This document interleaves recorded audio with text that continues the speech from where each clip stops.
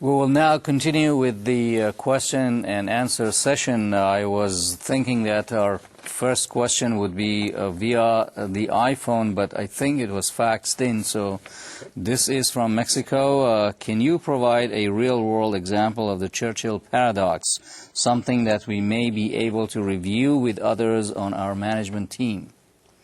Sure. I think that, and it's a wonderful question, by the way, I think the easiest way to reflect on the Churchill paradox in an organization is to think about that if let's say we recognize the need to develop a security program, and we begin to build that program, other things get in the way, and we start to incrementally build it. As we wait to finalize the program and the time for completion expands, the hazards to security still exist. That's the Churchill paradox, not doing the right thing first, not doing it soon enough, and waiting for other things to come into play.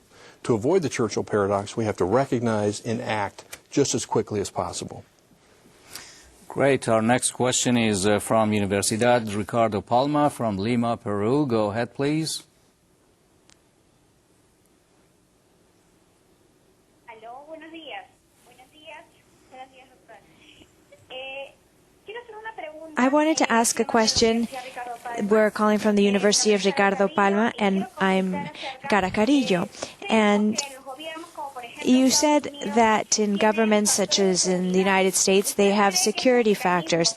Do you think that if these mechanisms are properly used, they can actually bring good results? And could you have a parallel example with an organization without excluding the proper administration of the organization? That is, can these two coexist, a safety plan and proper organization and administration?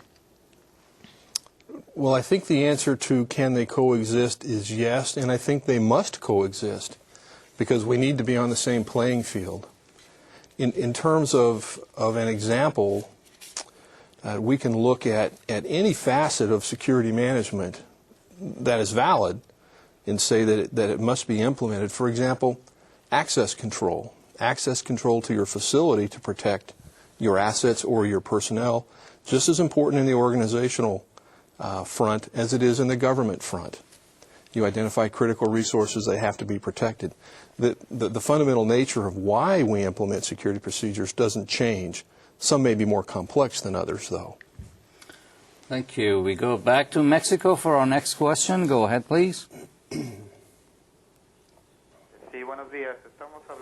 We're calling from the Cuautitlan Faculty of Studies. Could you mention what are the current risks that academic institutions face and what measures have been implemented to counteract with these risks? Well, I think there are two that come to my mind immediately.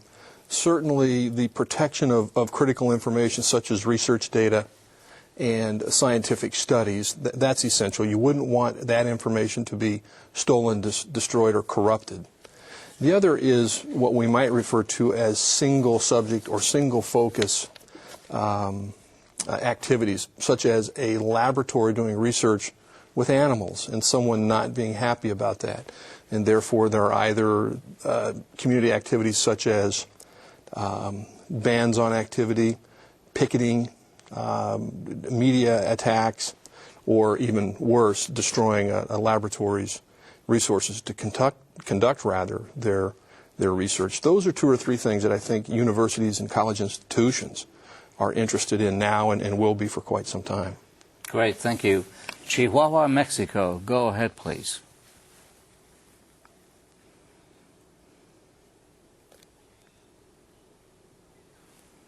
Okay, well... This call? Okay, we're going to continue with one of our faxed-in questions.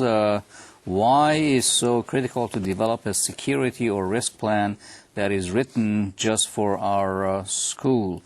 Can't a plan written for another academic institution do just as well? The answer is no. And the reason the answer is no is because one school is not just like another school. And if we go back to something I talked about in terms of issue specificity, it's important that the security threats that you are actually experiencing be represented in your plan. If we simply pick up someone else's document and import it to our institution, it may be a good starting point. It might have some good elements, but it will not reflect what we're actually exposed to. And therefore, our security measures, our training activities, and who we put in charge of the program will all be wrong. And therefore, we have to make sure that our plan is specific to our organization. Great. Okay, I think we have Chihuahua online now. Go ahead, please. Buenos días. La pregunta es, ¿qué relación existe What is the relationship between the visual administration and the risk administration? I'm sorry, I'm not sure I understand. Perdón, Was that the virtual administration? I didn't catch that la either. relationship exists between entre la administración visual y la administración de riesgo? the visual administration and the risk administration. Visual A la administration? administración. Sí. Okay. I'm not positive I understand. No estoy 100% seguro que entienda.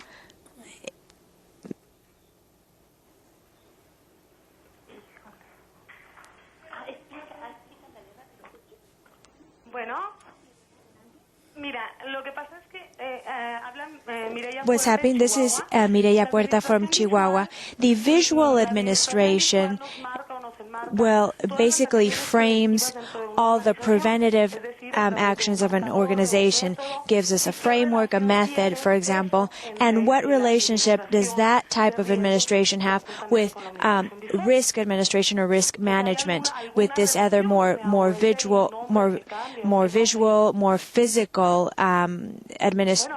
management, or is it just the name that changes? Sí, muchas gracias. Okay. Let me take a shot at this. I think what we're looking at with the visual aspect is the framework to plans. It sets the tone, it gives us the guidance, and therefore our program, whether it's a big picture risk or a security program, the elements then must relate to the overarching issues that we're faced with. So when we look at the sort of visual reference, the plan elements, everything that we do on the tactical side must relate to what's in that plan. I hope I somehow have captured what you were after. Thank you. We stay in Mexico for our next question. Go ahead, please.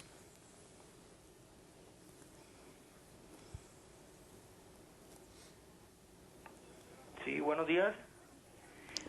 Hablamos del tecnológico de We're calling from the Tecnológico of Cuautitlán Izcalli. And our question is, why is it so complicated or difficult to implement a program, an administrative program, a management program of the risk problems in an organization?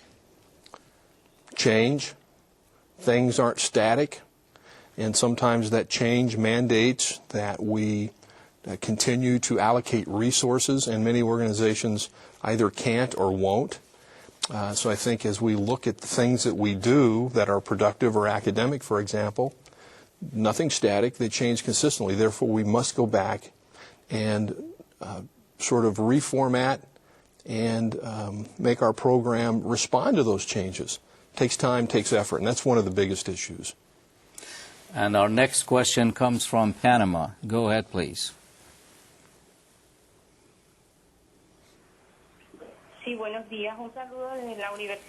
Greetings from the University Tecnológica of Panama. Our question is, what are the ethical problems that we need to study in a program such as risk management? Thank you. Boy, that's a wonderful question, and we could do a whole program just on the ethical piece. But I think that there are a couple that we focus on. One is that in the absence of allocating resources to protect people, they're still exposed to some hazard, some risk, which implies that we're willing to let them get hurt.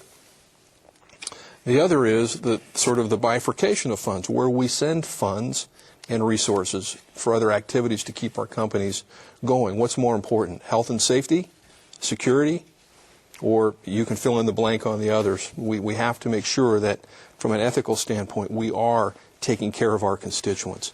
I think that's the biggest issue that we're facing today. And the question that I was waiting for via the iPhone comes from Mexico, Veracruz. Go ahead, please.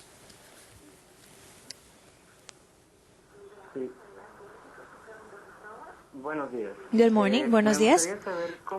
I'd like to see how could we educate people, especially supervisors, to implement a safety program in our company, especially to educate the owners of the company of the importance of this in order to be able to, well, I don't know, to really finance this type of programs. Okay. Thank you. Thank you. It's another great question, and it's one that we face here in California, United States, every day.